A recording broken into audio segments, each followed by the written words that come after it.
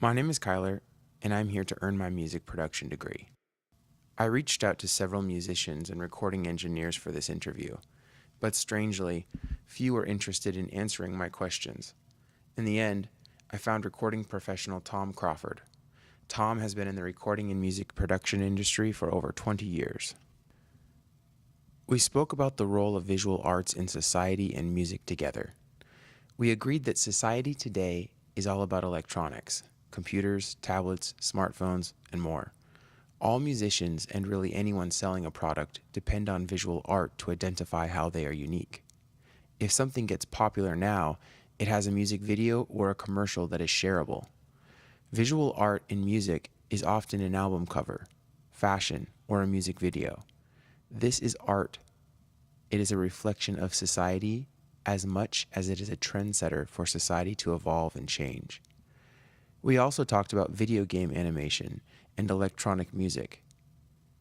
In today's society, kids have grown up on computer games, and many of their favorite songs are heard not on the radio or a CD, but on the video games that they play. They go to YouTube to hear their favorite songs, and they associate music with the visual graphics. On the topic of new communication and media technologies, making imagery almost instantly available, Tom responded on the positive side. The influence on the music industry makes it easier for new artists to earn a large fan base. This is one way indie labels become popular, he said. A composer can now work out of his or her bedroom and create a new music video that achieves a cult following overnight on YouTube.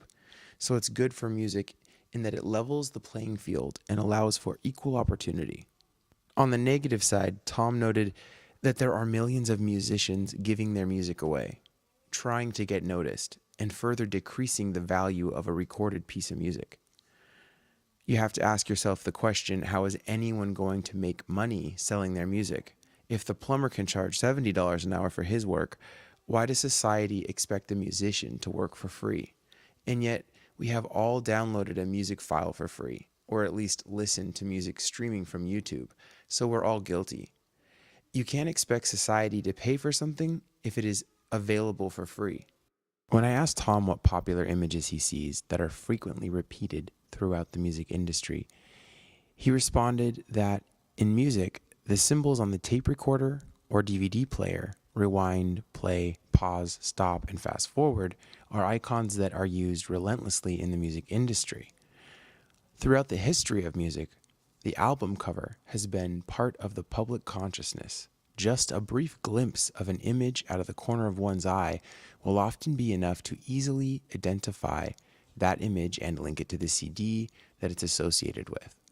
When I asked Tom who one of his favorite visual artists was, or if he could explain his favorite style of visual art, he told me that he fell in love with French Impressionist paintings and especially enjoys the work of Renoir and Monet. When I asked Tom how his knowledge of famous artworks influence his creative process, he said that when I hear the music of Debussy and Ravel, I see the French paintings in my mind. Sometimes when I compose, I first come up with a general piece of music and record that. Then I go through and add musical ideas and details like extra brush strokes by Monet to create an effect that never would have been present in the original basic composition. I visualize Monet keeping busy at his work, adding this and that final touch to raise the communication of the artwork. His attention to detail was a deliberate attempt to create something of another world. That should be the hope of every composer.